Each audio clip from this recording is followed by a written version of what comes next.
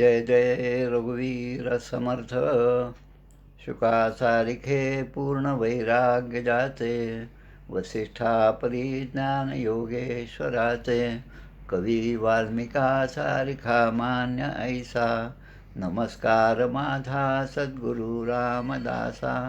श्रीराम मला वाटते अंतरी त्वा वसावे, तुझ्या दासबोधासी त्वा बोध व्हावे.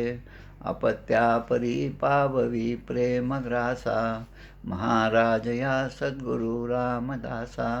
जय जय रघुवीर समर्थ. वैशाख शुद्ध चतुर्थी चतुर्थी शके 1945, दिनांक 24 एप्रिल 2023. श्री ग्रंथराज दासबोध याचं निरूपण आपण आज इतकी वर्षापासून आपण ऐकत आहोत. आजचं ते आपल्यापैकी बरीच मंडळी हा ग्रंथराज दासबोध ज्या ठिकाणी निर्माण झाला, दासबोधाचे जन्मस्थळ जे आहे शिवतरगड, त्या ठिकाणी आपल्यापैकी बरीच मंडळी त्या ठिकाणी गेलेली आहेत. तिथेसुद्धा आज त्यांना तो आनंद मिळत आहे, जो आनंद आपल्याला घरबसल्या या आभासी माध्यमातून मिळत आहे. दररोज एका समाजाचं विवरण या ठिकाणी होतं आणि जवळपास 100च्या संख्येने सगळेजण या ठिकाणी आतुरतेने 3:30 वाजायची वाट पाहतात आणि अतिशय नियोजनबद्ध असं हा कार्यक्रम असतो. त्याबद्दल आपल्या सर्वांच्या ठिकाणी असलेल्या समर्थांच्या प्रेमाला नमस्कार करतो आणि समर्थांची कृपा आपल्या सर्वांवर अशीच राहो आणि आपल्या या आनंदामध्ये सहभागी होण्यासाठी माझी आठवण आपल्याला होते, त्याबद्दलसुद्धा आनंद वाटतो. आज आपल्याला दशक 20 समास 10 विमळ ब्रह्मनिरूपण याबद्दलचा विचार करायचा आहे. सुरुवातीला या दासबोधाकडे आपण कसे वळलो असा आपण थोडासा विचार करूया. बहुतेकांनी पत्रद्वारा दासबोध अभ्यास हा उपक्रम पूर्ण केला असेल असं मला वाटतं. हा उपक्रम ज्यांनी सुरू केला श्री द्वावा केळकर यांचे अनंत उपकार आपल्या सर्वांवर आहेत. त्यांच्यामुळे दासबोधाची आपल्याला ओळख झाली. माझ्या वयाच्या 30-31 वर्षापर्यंतसुद्धा मी दासबोध वाचलेला नव्हता. समर्थांचा जन्म जाम समर्थ या ठिकाणी आहे हे सुद्धा आपल्या शिक्षण पद्धतीतून आम्हाला कधीच शिकवण्यात आलेलं नव्हतं.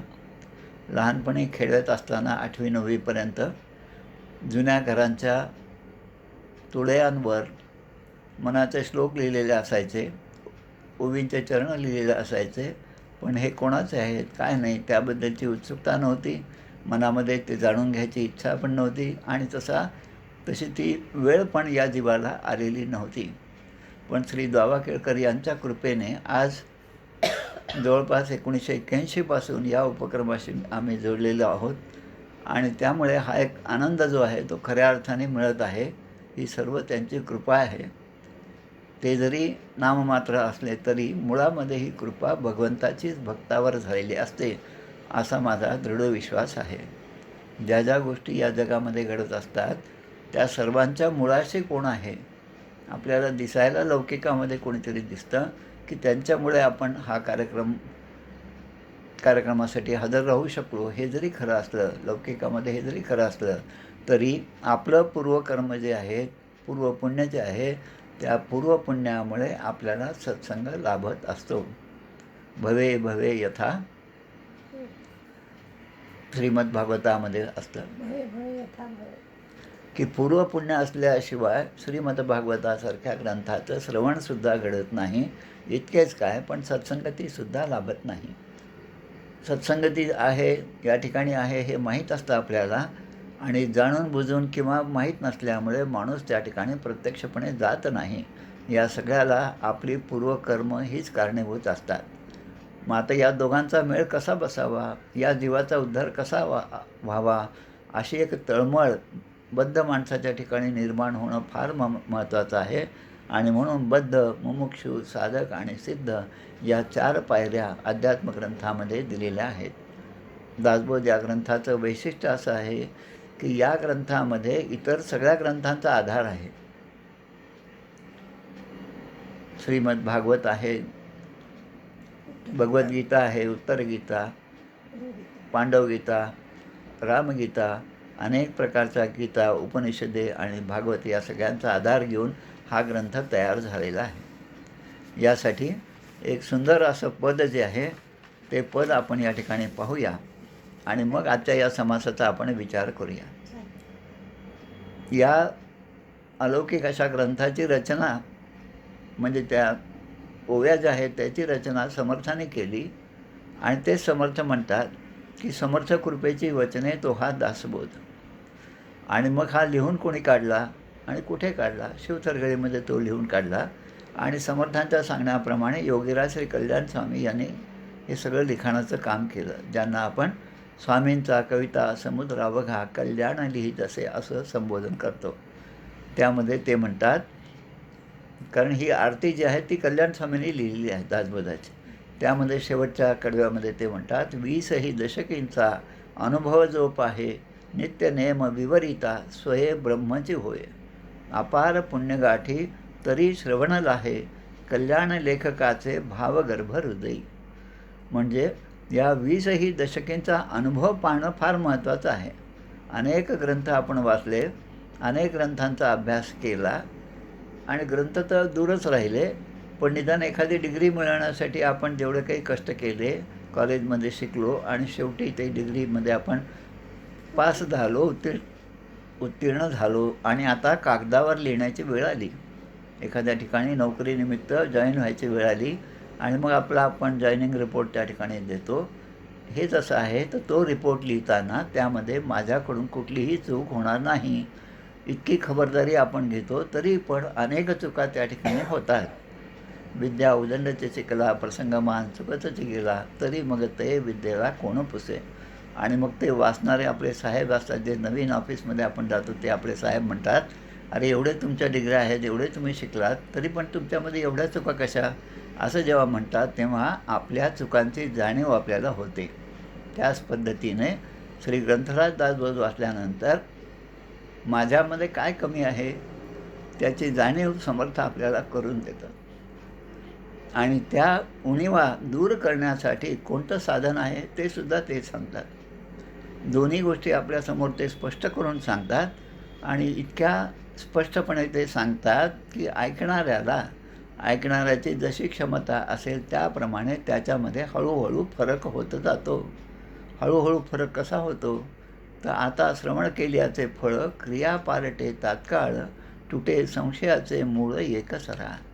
एखाद्या ग्रंथाचा अभ्यास केल्यानंतर त्यातलं मला जे आवडलं असेल ते मी ग्रहण करायचं आणि जे आवडलं नाही ते सोडून द्यायचं, हा काही अभ्यास नाही.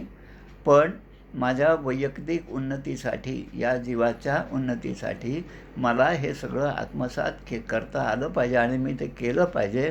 किंबहुना यातच माझ्या नरदेहाचं सार्थक आहे असं मला वाटलं पाहिजे आणि त्या दृष्टीने माझा अभ्यास झाला पाहिजे.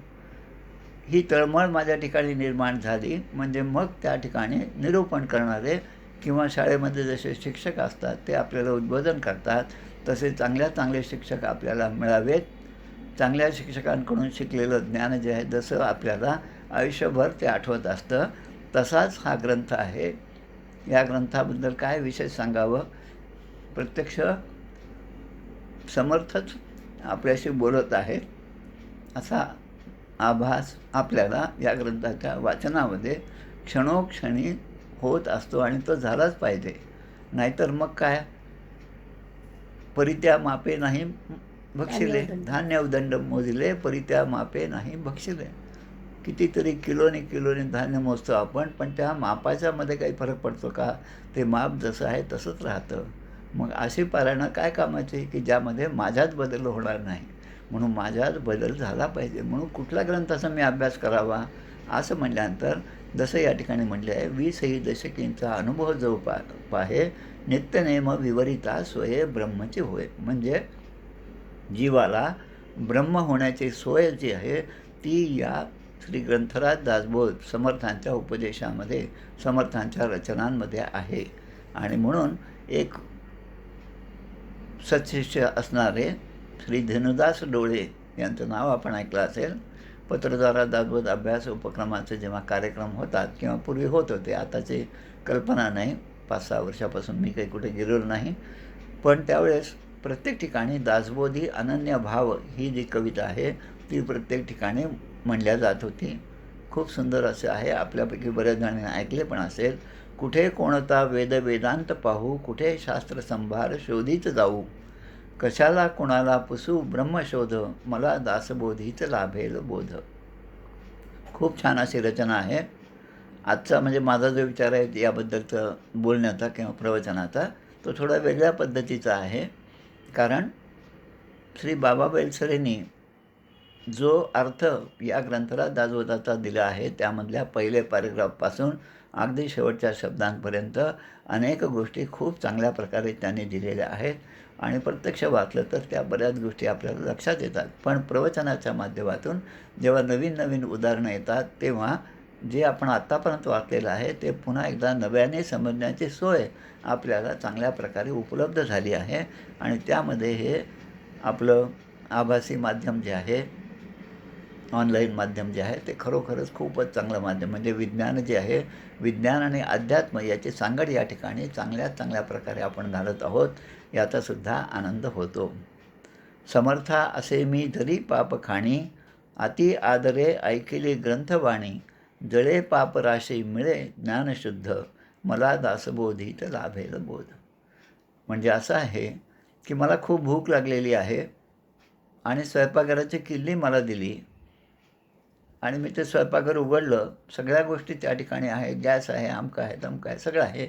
आणि मला सांगितलं की आता एक अर्धा तास आहे, तुम्हाला जे वाटेल ते तुम्ही तयार करा आणि जेवण करा आणि आपली क्षुधा जी आहे ती तुम्ही भागवा, असं जर कोणी सांगितलं.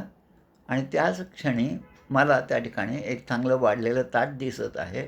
त्या ताटामध्ये मला पाहिजे असलेल्या सगळ्या वस्तू आहेत. काही गोष्टी मला आवडत नाहीत त्यासुद्धा आहेत, पण ते मी टाकू शकतो, पण चांगल्या गोष्टी घेऊ शकतो. अशी परिस्थिती असताना जो हुशार माणूस आहे, शहाणा माणूस आहे, तो स्वयंपाक करेल का त्या ताटातलं जेवेल? ज्याला खऱ्या अर्थाने भूक लागलेली आहे, तो त्या ताट जे आहे त्याचा स्वीकार करेल. हेच सांगण्यासाठी हा मला दासबोधीत लाभेल बोध ही रचना झालेली आहे. कारण समर्थे दिली श्रेष्ठ अध्यात्म खाणं, पुरे तेवढी ना कशाचीच वाणं, असे लाभला मानसी हाच बोध वेध, मला दासबोधीत लाभेल बोध. कुठे तीर्थक्षेत्रास झुंडीत जाऊ, कसे योग अभ्यास सेवून राहू, कसे आवरू शत्रू हे कामक्रोध, मला दासबोधीत लाभेल बोध. म्हणजे या कवितेमध्ये दासबोधाच्या अभ्यासानंतर मला काय काय प्राप्त होतं हे खूप स्पष्टपणे सांगितलेलं आहे. आणि मग ते प्राप्त झाल्यानंतर समजले आणि वर्तले ते भाग्यपुरुष झाले, ही जबाबदारी मात्र माझी आहे. आता मला सगळं समजलं असं वाटणं हे चुकीचं आहे, पण आता मला थोडंफार समजत आहे आणि मला अधिक चांगल्या प्रकारे समजलं पाहिजे. यासाठी सेविलेचे सेवावे अन्न, घेतलेचे घ्यावे जीवन, तैसेची श्रवण मनन केलेच पाहिजे. तसं श्रवण आणि मनन माझ्याकडून व्हावं, यासाठी या पूर्ण ग्रंथाचा सगळा उपयोग मी माझ्या जीवनामध्ये करून घेतला पाहिजे, जो आपण नेहमीच करत असतो. पण त्यामध्ये एक विशिष्ट मार्ग जो आहे, सगळ्यात चांगला राजमार्ग जो आहे, जो निश्चितपणे या जीवाला परब्रह्मापर्यंत घेऊन जाईल, तो सोपा मार्ग माझ्यासमोर आता उपलब्ध आहे. त्यामुळे त्या मार्गावर मार्गक्रमण करणं हेच माझं काम आहे. आणि तुझ्या दासबोधासी त्वा बोध व्हावे, असं आपण समर्थांना विनंती करतो. आणि ते आपल्याला त्या ग्रंथामधलं जे काही गूढ असेल ते सहजपणे सांगतात आणि त्याप्रमाणे खरा शिष्य जो असेल तो मार्गक्रमण करण्याचा जसा प्रयत्न करतो तसाच आपण करूया. विमळ ब्रह्मनिरूपण, विमळ म्हणजे मलरहित शुद्ध जे ब्रह्म आहे त्याचा खरा साक्षात्कार होणं. आणि त्यासाठी मी काय केलं पाहिजे हा मार्ग या पूर्ण ग्रंथातून दिलेला आहे. त्या ब्रह्माची कल्पना या ठिकाणी दिली आहे. धरू जाता धरिता नये, टाकू जाता टाकीता नये, जेथे तेथे आहेच आहे परब्रह्म ते. आता परब्रह्म हे कसं आहे थोडासा विचार करूया आपण. अगदी साधं उदाहरण घेऊया आपण. एखाद्या डब्यामध्ये पूर्ण साखर भरलेली आहे, पूर्ण भरून आहे आता त्यामध्ये पुन्हा एखादी मूठभर जरी साखर आपण टाकली तरी ती बाहेर सांडेल अशी परिस्थिती आहे. म्हणजे तो डब्बा, त्याचा आकार, त्याचं क्षेत्रफळ या सगळ्या गोष्टी आता सीमित आहेत. ते काही आपल्याला वाढवता येत नाही. त्यामुळे त्यामध्ये ठराविक वजनाची साखरच त्यामध्ये सामावून जाणार आहे. मग आता एखादी वस्तू आपल्याला त्यामध्ये ठेवायची असेल आणि तिचा प्रवेश त्यामध्ये व्हायचा असेल तर जे भरलेलं आहे ते काहीतरी खाली सांडणारच आहे. पण या परब्रह्माच्या ठिकाणी पूर्णात पूर्णमुदच्यते पूर्णस्य पूर्णमादाय पूर्णमेवावशिष्यते. जे अवशिष्य राहतं ते सुद्धा पूर्ण आहे, जे आहे ते सुद्धा पूर्ण आहे आणि त्यातून जितकं म्हणून आपण काढून घेऊ तरी त्या पूर्णाला कधीही धक्का लागणार नाही. असं पूर्णापूर्ण निरूपण. पूर्ण हा पूर्ण दशक जो आहे तो अशा प्रकारचा आहे की परब्रह्माचं स्वरूप जे आहे ते या ठिकाणी सांगितलेलं आहे. आपण म्हणतो सभेला खूप मोठी गर्दी होती, अगदी मुंगीला प्रवेश करायला सुद्धा जागा नव्हती. हे जेव्हा आपण वर्णन करतो तेव्हा त्याचा अर्थ एवढाच की भरपूर माणसं त्या ठिकाणी आली होती. पण कितीही माणसं या ठिकाणी आली तरी या पृथ्वीचं वजन काही वाढत नाही आणि या पृथ्वीवर त्या सगळ्यांची सोय त्यांना निर्माण करणारा भगवंत प्रत्येक गोष्टीतून तो करून देत असतो. पण त्या भगवंताचा विसर आपल्याला पडतो आणि म्हणून माणूस हे दुःख भोगत असतो. संसारामध्ये सुख आहे का दुःख आहे असा प्रश्न विचारला तर तुकाराम महाराज म्हणतात, तुका म्हणे सुखे घालावे आम्हासी, सुखे घालावे आम्हासी, आम्हाला सुखाने तुम्ही जन्म द्या या ठिकाणी. कारण यामध्ये देहधारण केल्यानंतर भगवंता तुझं नाम घेण्याची सोय फक्त या मनुष्य जन्मामध्येच आहेत, इतर योनीमध्ये ते नाही. इतर योनी काही कारणाने जन्म घेत असतील, काही पूर्वपुण्य असेल तर गजेंद्र मोक्षासारखा गजेंद्राला मोक्ष प्राप्त होईल. पण त्या गजेंद्र नावाच्या त्या हत्तीच्या पूर्वजन्माच्या त्या राजाच्या त्याचे चरण पकडणाऱ्या त्या नकराला सुद्धा अगोदर मुक्ती मिळते. अशी अनेक उदाहरणं या ठिकाणी आहेत. म्हणून मम माया दुरतया असं जरी भगवंताने म्हटलेलं असलं तरी ती माया कशी सोपी आहे, ती तरुण जाणं कसं सोपं आहे, हा सगळा मार्ग या ग्रंथामध्ये दिलेला आहे. जिकडे प्राणी पळून जाते तिकडे आकाशाचे भोवते, बळे आकाशा बाहेर ते कैसे जावे. या आकाशाच्या बाहेर ते जाऊ शकत नाही. परी तो आहे एकदेशी दृष्टांत न घडे वस्तूसी, काही एक चमत्काराशी देऊन पाहिले. म्हणून काही काही उदाहरणं दिली. खूप चांगलं उदाहरण आहे. प्राणी बैसूनच राहता अथवा बहुत पळून जाता, परब्रह्म ते तत्वता समागमे. परब्रह्म कसं आहे की ते आपल्याबरोबरच असतं, कुठेही जा तुम्ही. एक उदाहरण म्हणून सांगतो. उन्हाळ्याचे दिवस होते, चांदण्याची रात्र होती आणि अकोल्यापासून पुण्यापर्यंत प्रवास करायचा होता. जेव्हा मी त्या बसमध्ये बसलो तेव्हा जो चंद्र मला दिसत होता तोच चंद्र मला तिथे पुण्यामध्ये पोहोचेपर्यंतसुद्धा कमी अधिक फरकाने मला तो दिसत होता. 500 किलोमीटरचा प्रवास झाला तरी तो चंद्र मला दिसत आहे, जो चंद्र इतरांनासुद्धा दिसतो. म्हणजे माध्यान्ही मार्तंड जैसा, म्हणजे सूर्य जरी एकच असला तरी प्रत्येक जीवाला तो जसा आपल्या डोक्यावरच आहे असा भाव असतो, तसं हे परब्रह्म आपण कुठेही गेलात तरी ते आपल्याबरोबरच आहे. सन्मुखपणे चुकेना ते काही केल्या, विन्मुख होता सन्मुख होते, त्याच्याकडे मी पाहणार नाही असं जरी म्हटलं तरी पण माझी दृष्टी जिकडे जाईल तिकडे तोच आहे, किंबहुना तो वेगवेगळ्या रूपामध्ये आहे. स्वामी विवेकानंदाचं पुन्हा तेच वाक्य मला आवडतं. ते वाक्य विवेकानंद असं म्हणतात की आपल्या घरातला मालक जो आहे तो मालक कुठल्याही प्रकारचे कपडे घालून जरी त्या कुत्र्याच्या समोर आला तरी ते कुत्रं त्याला लगेच ओळखतं आणि लगेच त्याच्या मागे ते प्रेमाने जातं आणि त्या मालक जो आहे तो सुद्धा त्या कुत्र्याच्या अंगावरून तसाच हात फिरवतो. ते कुत्रं जसं त्या मालकाला ओळखतं तसा आपला भगवंत जो आहे तो कुठल्याही रूपाने माझ्यासमोर आला तरी तो मला ओळखता आलं पाहिजे. आणि तसं ओळखता येणं म्हणजे या दासबोधाच्या वाचनाची सगळी फलश्रुती आहे. ती फलश्रुती मला प्राप्त व्हावी आणि त्यासाठी मी काय करावं. आकाशाचा डोहो भरला कदापि नाही उचंबळला, असंभाव्य पसरला जिकडे तिकडे. या ठिकाणी काही गोष्टी महत्त्वाच्या दिलेल्या आहेत त्या आपण पाहूया. एक आहे की हे परब्रह्म जे आहे ते सगळ्या ठिकाणी सगळ्या वस्तूंना सर्व काळी व्यापून असते. म्हणजे ते आज आहे उद्या नाही असं नाही, सकाळी असतं दुपारी नसतं असंही नाही. सावली जी आहे सकाळी नसती पण दुपारी थोडीफार लहान होती, संध्याकाळी वाढती. पण त्या ठिकाणी असं वाढणं नाही, मोडणं नाही, ते नाही. पण आपण जर कल्पना केली तर ती कल्पना आपली या दृश्य वस्तूपर्यंतच सीमित जाते. पण त्या दृश्याच्या पलीकडे सुद्धा तो आहे. लपाला तव तव दिसे आणि प्रगटे तव तव नासे. आपल्या चांगदेव पासष्टीमध्ये माऊलींची ओवी आहे.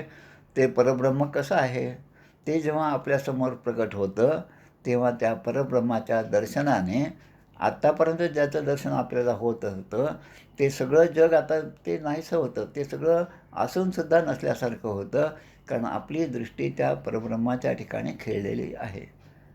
त्याच्या उलट आता जेव्हा ते परब्रह्म स्वतःला दुसरीकडे घेऊन जातं तेव्हा मग हे आपल्याला दृश्य जे आहे ते सगळं दिसायला लागतं. पण संत जे आहेत त्यांची दृष्टी अशी असते की तू दूर रहे या पास रहे, नजरों में समाये रहते हो, इतना तो बताए कोई मुझे, क्या प्यार इसी को कहते हैं. सिनेमातलं गाणं आहे. मुद्दाम मला सुनील दादा चिंचोळकरांची आठवण झाली.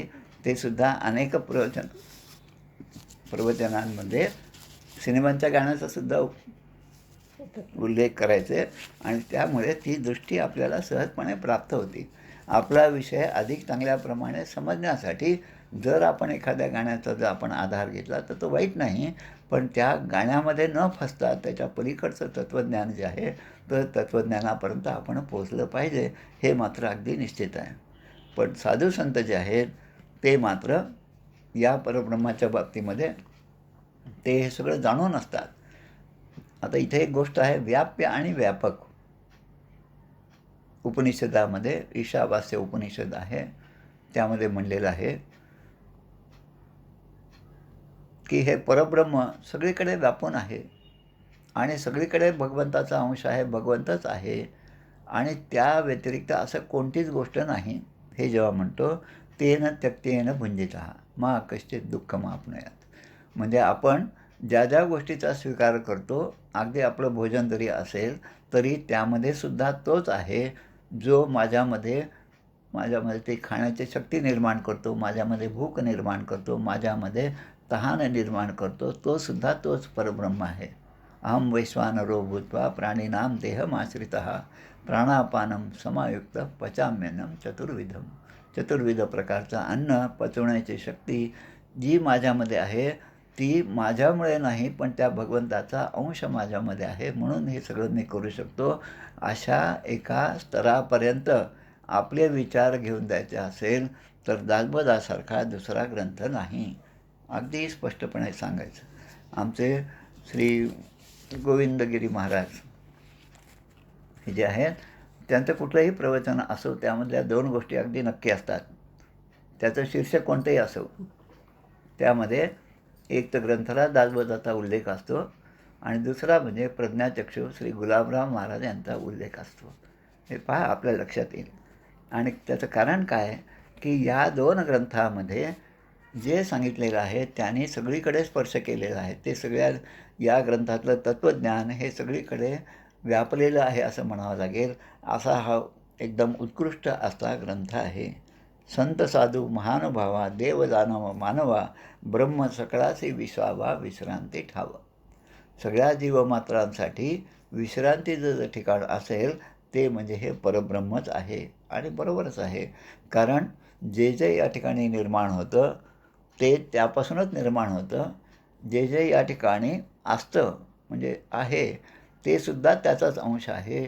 आणि जेव्हा या सगळ्या गोष्टींचा संहार होतो तेव्हा या सगळ्या गोष्टी त्याच्या स्वरूपामध्ये लय पावतात. या गोष्टी समजणं फार अवघड आहे. एकदम KG1 KG2ला गेल्यानंतर एवढं परब्रह्म वगैरे समजणं फार अवघड आहे. पण शाळेमधलं जे आपलं दप्तर आहे, पुस्तकं आहेत, ते पुस्तकं वाचण्याची क्षमता त्या बालवर्गापासून त्या मुलामध्ये येते आणि जसा जसा तो मोठा होतो तसा तसा लेखकाने जे लिहिलं त्याचा अर्थ, गर्भित अर्थ जो आहे तो मुलगा जसा आत्मसात करू शकतो तसंच हे अध्यात्माचं आहे. सारखं अशा गोष्टींचं कानावर गोष्टी आल्या की त्याकडे ते मन आपलं धावतं आणि मग यापासून मी चांगलं कसं घेऊ, हे कसं मला मिळेल, हे मला कसं प्राप्त होईल, अशी एक तळमळ साधकाच्या मनामध्ये निर्माण झाली पाहिजे आणि ती होतेच. पण त्यासाठी अखंड सत्संग आपला असला पाहिजे. म्हणून या संतांच्या विचारामध्ये आपला सर्व काळ गेला पाहिजे. संतांचा सत्संग हा फक्त एखाद्या तासापुरता नाही, पण तो सत्संग अखंड आहे आणि त्या सत्संगामध्ये मी अखंड राहिलं पाहिजे. अशासाठी एक आपण नवीन योजना सुरू केली, अखंड दासबोध पारायण. त्याचं कारण काय, की दासबोध हा ग्रंथ जो आहे तो पदोपदी आपल्याला मार्गदर्शक ठरणारा असा ग्रंथ आहे. आपण चांगलं काम केलं तर समर्थ पाठीवर आपल्याला शाबासकी देतात. आपण चुकीचं काम केलं तर तुझं हे आज बरोबर केलं नाही हे सांगणाऱ्यासुद्धा ओव्या आहेत. पण त्या समजणं हे आपल्याला फार महत्त्वाचं आहे. ते जेव्हा आपल्याला समजेल तेव्हा लक्षात येईल की तेच परब्रह्म आपल्या अवतीभोवती नेहमीच असतं आणि ते असतानासुद्धा जर आपल्याकडून चूक घडली तर दिनाचे उणे दिसता लाज कोणा, तुझा दास दिसे जनी दैन्यवाणा, असं भाव आपल्या मनामध्ये आलं पाहिजे. भक्त उदंड तुम्हाला, म्हणजे अनेक भक्त आहेत, पण माझ्यासारखा अज्ञानी माणूससुद्धा जर आपल्यापर्यंत येऊन पोचतो असे आपलं सगळं तत्त्वज्ञान आहे, असे आपली जर गॅरंटी आहे, तर प्रत्येक जीव हा परब्रह्मापर्यंत जाऊ शकतो. फक्त त्याने ती हालचाल केली पाहिजे, त्या दृष्टीने आपला विचार केला पाहिजे असं. पण साधू संत जे आहेत ते मात्र म्हणतात की हे परब्रह्म हेच आमचं विश्रांतीचं स्थान आहे. कारण श्रवण आणि मनन हाच एक विवेकाचा मार्ग आहे. जो जो मी श्रवण आणि मनन करीत जाईल तो तो माझ्यातलं अज्ञान हे दूर होईल आणि ज्ञानाची मला प्राप्ती होईल. माझं मन आत्तापर्यंत जे भरकटलेलं होतं ते मनसुद्धा आता शांत होईल, ते अंतर्मुख होईल आणि त्या ज्ञानाचं विज्ञान होईल. मग आता या समासाच्या दृष्टीने आपण जर विचार केला तर यामध्ये फार महत्त्वाच्या गोष्टी सांगितलेल्या आहेत. प्रत्यक्ष आपण एकेका ओवीचा अर्थ न पाहता यामधला काही एक भाव जो आहे तो लक्षात घेऊ आणि त्यासाठी आदरणीय श्री सुनील दादा चिंचोळकर यांचं जे पुस्तक आहे ते पुस्तक फार महत्त्वाचं आहे. त्या पुस्तकातला शेवटचा भाग 52वा भाग दासबोधातील पसायदान किंवा दैनंदिन जीवनात दासबोध हा जे त्यांचं पुस्तक आहे त्यामध्ये असे 52 प्रकरणं त्यांनी दिलेली आहेत. त्यांचं असं म्हणणं की दर रविवारी यावर प्रवचनं करावीत आणि बरोबर 1 वर्षामध्ये पूर्ण दासबोधावरची ही प्रवचनं होतील आणि शेवटच्या ह्याच्यामध्ये जसं ज्ञानेश्वरीमधलं पसायदान विश्वस्वधर्म सूर्य पाहो, जो जे बांधतील तो ते लाहो प्राणी मात्र, हे जसं माऊलीने म्हटलं आहे त्याचप्रमाणे दासबोधातील पसायदान कोणतं आहे तर ते या ठिकाणी आपल्या सुनील दादांनी खूप छान प्रकारे सांगितलेलं आहे. त्याचाच आधार घेऊन आता काही वेळ आपण त्याबद्दलचा विचार करूया. आपल्या समर्थ संप्रदायामध्ये रोज दासबोध वाचन झाल्यानंतर शेवटी या 12 ओव्या म्हणण्याचा प्रघात आहे. ती पद्धत आहे आपल्या संप्रदायामध्ये. झाले साधनाचे फळ संसार झाला सफळ, निर्गुण ब्रह्म ते निश्चळ अंतरी बिंबले, हिशेब झाला मायेचा झाला निवाडा तत्वांचा, साध्य होता साधनांचा ठाव नाही, स्वप्नी जे जे देखिले ते ते जागृतीच उडाले, सहजचे अनुर्वाच्य झाले बोलता नये, ऐसे हे विवेके जाणावे प्रत्येक खुणेसे बाणावे, जन्ममृत्याच्या नावे शून्याकार. या 4 ओव्या ज्या आहेत 26, 27, 28 आणि 29 या फलश्रुतीच्या ओव्या आहेत. आता यातनं काय आपण अर्थ घ्यायचा की दासबोधासारखा ग्रंथ, नुसता दासबोधच नाही म्हणायचं, कुठलाही ग्रंथ आपल्या हातामध्ये जेव्हा आला तेव्हा त्या ग्रंथाचा उपयोग मला माझ्या आत्मज्ञानाच्या प्राप्तीसाठी झाला पाहिजे आणि तोपर्यंत मी हा ग्रंथ सोडणार नाही असा भाव माझा पाहिजे आणि त्यासाठी सर्वतोपरी मी प्रयत्न केले पाहिजे. माझ्या या नरदेहाचं सार्थक झालं पाहिजे. ते सार्थक कशाने होईल त्याचा उपाय या ग्रंथामध्ये आहे आणि ते केव्हा होईल तर निश्चळ अंतःकरणामध्ये निर्गुण असं ब्रह्माचं प्रतिबिंब हे मला स्पष्ट अनुभवास आलं पाहिजे. साधं उदाहरण घ्या, घरामध्ये आपण रंगरंगोटी करतो तेव्हा जुना रंग जो असतो तो घासण्यासाठी जी मेहनत लागते, जी मजुरी आपल्याला द्यावी लागते ती जास्त असते आणि नवीन रंग जो आहे तो देण्यासाठीचा खर्च जो आहे तो त्या मानाने कमी असतो. म्हणजेच की जोपर्यंत जुन्या आपल्या जळमट आहेत ती जोपर्यंत निघणार नाही तोपर्यंत नवीन रंग त्या ठिकाणी बसणार नाही. म्हणजेच चित्तामधल्या वासना आणि विकार आणि त्यामुळे निर्माण होणारी चंचलता, जी चंचलता आपल्याला भगवंतापर्यंत जाऊ देत नाही, ती जोपर्यंत दूर होणार नाही तोपर्यंत आत्मरूपाचं दर्शन घडणार नाही. आणि म्हणून या ओव्या त्या आपल्याला प्रत्यक्ष अनुभवास आल्या काय, याचा आपण हिशेब केला पाहिजे. म्हणून हिशेब झाला मायेचा, झाला निवाडा तत्वांचा. म्हणजे आपला मायेचा हिशेब झाला का? जसं आपण आपल्याबाबत विचार करू. आता माझं वय 70, 75, 72 आहे, 73 आहे.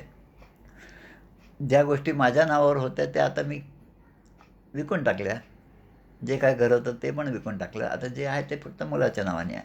म्हणजे आता लौकिकातला हिशेब आपला झाला, पण पारलौकिकातला हिशेब आपला झाला का? संसारातलं माझं मन जे आहे ते आता तिथून म्हणजे काय म्हणतात ते आकर्षण जे आहे ते कमी झालं की नाही, चित्तातलं आकर्षण, हे पाहण्याची ही वेळ आहे. आणि अशासाठी या सगळ्या ग्रंथांचा उपयोग मी करून घेतला पाहिजे. आणि मायेचा हिशेब झाला काय? जे तत्त्वज्ञान आहे, चैतन्य आहे, त्याचा मी जीवनभर शोध घेतला काय? दृश्याचं स्वप्न किंवा दृश्याचं आकर्षण हे माझं कमी झालं काय? अशा प्रकारे या पहिल्या 4 ओव्यांमध्ये या सगळ्या वाचनाचा परिणाम जो आहे तो सांगितलेला आहे. अर्थात या ठिकाणी परिणाम म्हणजेच अनेक प्रश्न विचारलेले आहेत. आणि मग या ठिकाणी म्हटलेलं आहे की या प्रश्नांची उत्तरं हो आहेत का नाही, असं साधकाने आधी आपला विचार करावा. आत्मपरीक्षण जे आहे ते आपण केले पाहिजे. संसार मुळीच नासका, विवेके करावा नेटका, आणि नेटका करता फिका होत जातो. ह्या ओवीचा प्रत्यय आपल्याला आला का, असा आपण विचार करावा. म्हणून या पहिल्या 4 ओव्यांमध्ये सगळे प्रश्न विचारलेले आहेत. मग आता 2 गोष्टी आहेत. या सगळ्याच्या प्रश्नांची उत्तरं हो असतील तर पुन्हा 4 ओव्या वेगळ्या दिल्यात, आणि या सगळ्यांची उत्तरं नाही असतील तर पुन्हा वेगळ्या 4 ओव्या दिलेल्या आहेत. आणि अशा प्रकारे या 12 ओव्या आहेत. आता एक पारायण आता आपलं संपत आलं या आपल्या समूहाच्या माध्यमातून, दासबोध निरूपण समास. तर आता ही प्रश्नाची उत्तरं आपली सगळ्यांची हो आहेत का नाही आहेत, आपलं आपण परीक्षण करावं. आता उद्यापासून पुन्हा ग्रंथराज दासबोधाचा दशक पहिला, समास पहिल्यापासून निरूपण सुरू होईल. म्हणजे नकारार्थी उत्तरं आहेत. अजून आपल्याला हा ग्रंथ वाचला पाहिजे, अजून तो आपल्या अंतरंगामध्ये भिनला पाहिजे, आणि अजून तो माझ्या आचरणामध्ये आला पाहिजे. म्हणून मी त्याचं पुन्हा पुन्हा वाचन करतो. त्यासाठी ते काय सांगतात आपल्याला, नकारार्थी उत्तर असेल तर समर्थ आपल्याला सांगतात की हा जो ग्रंथराज दासबोध आहे तो काही माझीच रचना आहे असं नाही, पण भक्ताचेने स्वाभिमाने कृपा केली दाशरथीने, समर्थ कृपेची वचने तो हा दासबोध. असं समर्थांची ही ओवी या दुसऱ्या 4 ओव्यांमधली ही पहिली ओवी आहे. समर्थ जेव्हा टाकळीला होते, 12 वर्षाचं वय होतं, 12 वर्ष त्या ठिकाणी ते राहिले, अनुष्ठान केलं.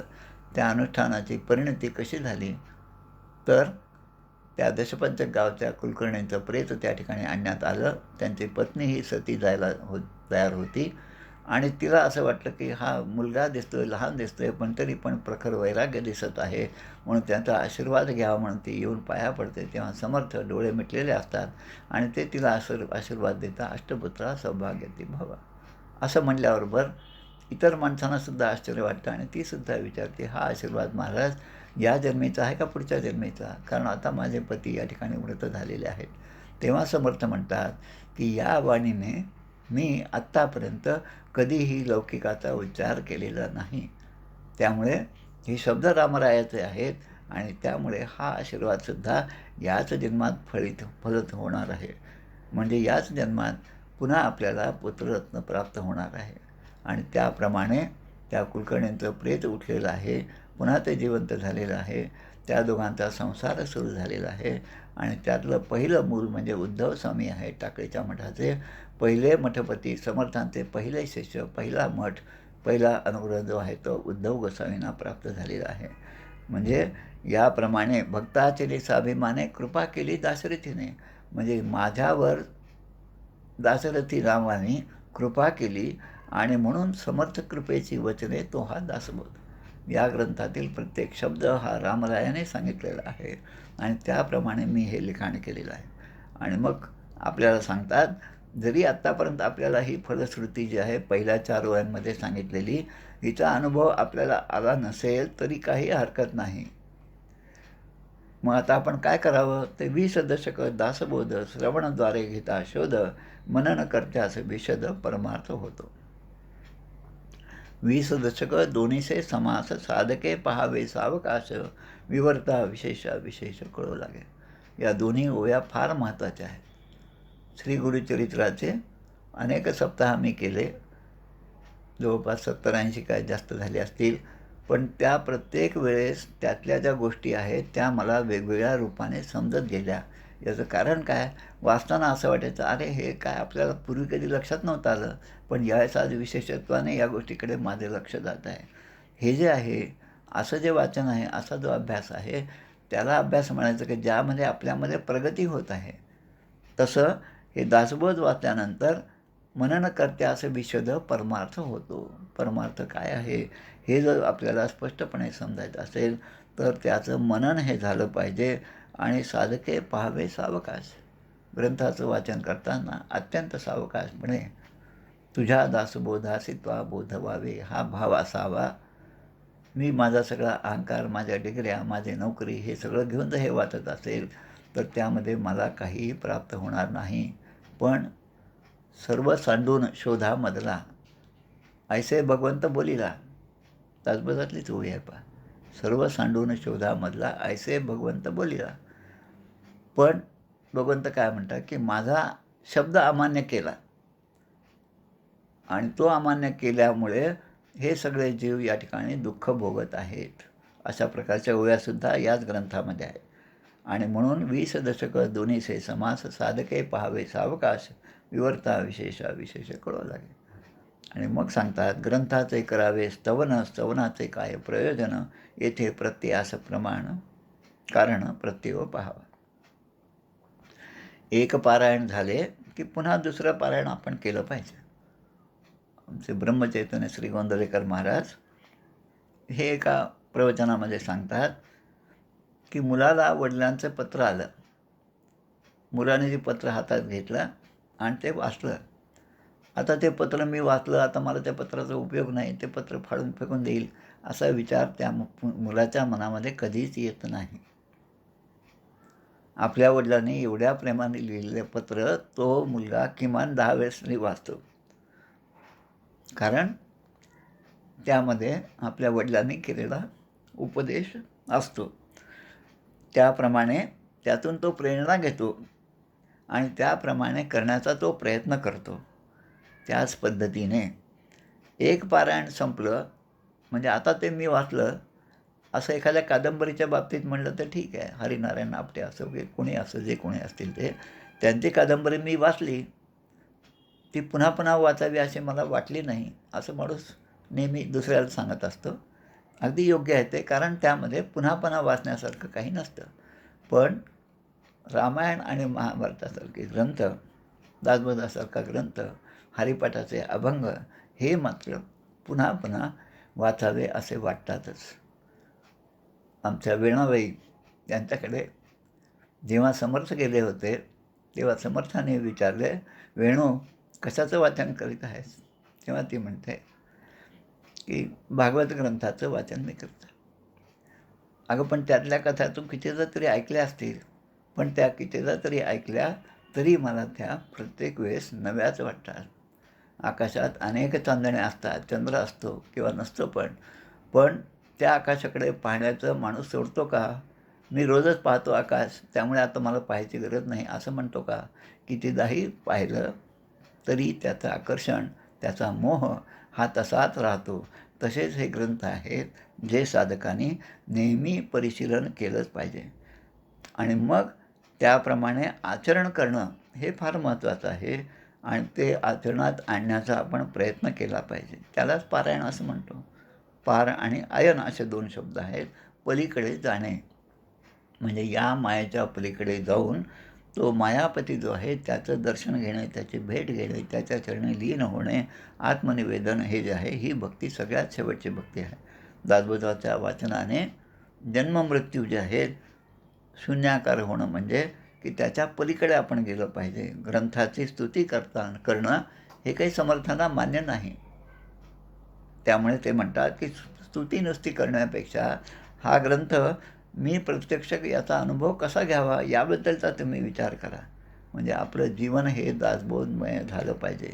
आपल्याला आपल्या वर्तणुकीवरून लोकांच्या लक्षात आलं पाहिजे की अरे ज्या अर्थी हा अशा प्रकारे वागत आहे, याच्या बोलण्यामध्ये हे शब्द येतात, त्या अर्थी याचा अनुग्रह कुठल्या तरी संप्रदायाचा असेल आणि तो संप्रदाय समर्थांचा असेल का, तो संप्रदाय वारकरी असेल का, असा विचार त्याने केला पाहिजे. कारण आपल्या वागण्या बोलण्यातून वर्तनातून तो भाव आपला प्रगट झाला पाहिजे आणि तेव्हाच मग इतरांना कळेल की या वाचनाने जर माझ्या शेजाऱ्यामध्ये असा एवढा बदल होत आहे आणि तो आपल्याला प्रत्यक्ष दिसत आहे, तर मग तो ग्रंथ मी का वाचू नये. आणि म्हणून त्या ग्रंथाचा प्रचार करण्याची ही सगळ्यात चांगली सोय आहे, ही सगळ्यात चांगली पद्धत आहे. आणि म्हणून या ठिकाणी जे म्हणलेलं आहे की समजले ते वर्तले आणि वर्तले ते भाग्यपुरुष झाले, या वेगळे ते उरले ते करंटे जन. जे आपण समजलं आपल्याला ते आता प्रत्यक्ष आचरणात आणणं हे फार महत्त्वाचे आहे. म्हणून पहिल्यांदा जे 4 प्रश्न विचारले होते, हिशेब झाला मायेचा, झाला निवाडा तत्वांचा, साध्य होता साधनांचा ठाव नाही, हे जे प्रश्न आहेत, या प्रश्नांची उत्तरं जर तुमची हो असतील, जी मोठमोठ्या साधू संतांची सत्पुरुषांची असतात, तर त्यांच्यासाठी म्हणून काय सांगितलं की सकळ देहे तव पाचा भूतांचा, करता आत्मा तेथींचा, आणि कवित्व प्रकार मनुष्याचा काशावरून. कारण त्यांच्या मनामध्ये हे आता नक्की झालेलं असतं की हा देह 5 भूतांचा आहे. लग्नामध्ये मोठं कार्य आहे, 1500 माणसं येणार आहेत, त्यामुळे आपण अनेक प्रकारच्या वस्तूंची, सामानाची जुळवाजुळव करतो, कोणाकडे तरी आणतो आणि ते कार्य सफळ करतो. ते कार्य झाल्यानंतर पुन्हा त्या वस्तू आपण ज्याच्या त्याला परत करतो. तसं या ठिकाणी आणि आत्माराम जो ग्रंथ आहे समर्थांचा, त्यामध्ये सुद्धा ते म्हणतात सारी एकांच्या मागून आणती आणि वाटून घेतात. सारीपाठ खेळत असताना की मग माझी काळी का तुझी पांढरी असं ते ठरवतात. आणि मग माझी जर काळी असतील आणि पांढरी जर गोटी मेली तर त्याचा आनंद वाटतो, पण माझी जर काळी असेल आणि काळी मेली तर त्याचं दुःख वाटतं. हे तैसा संसार हा असा आहे, सारी एकांच्या मागून आणते. तसा संसाराकडे पाहण्याचा जो दृष्टिकोन आहे तसा आपला झाला पाहिजे. आणि असा होत असेल तर मग ते म्हणतात देहे तव 5 भूतांचा, पंचभूतात्मक हा देह आहे आणि ह्या पंचमहाभूत जे आहेत, तो जिथून ते आले तिथे जर ते परत गेले तर त्याचं दुःख मानण्याचं काही काम नाही. आणि म्हणून सकळ देहाचा झाडा केला तत्व समदा उडवायला, ते कोण्या पदार्थाला आपले म्हणावे.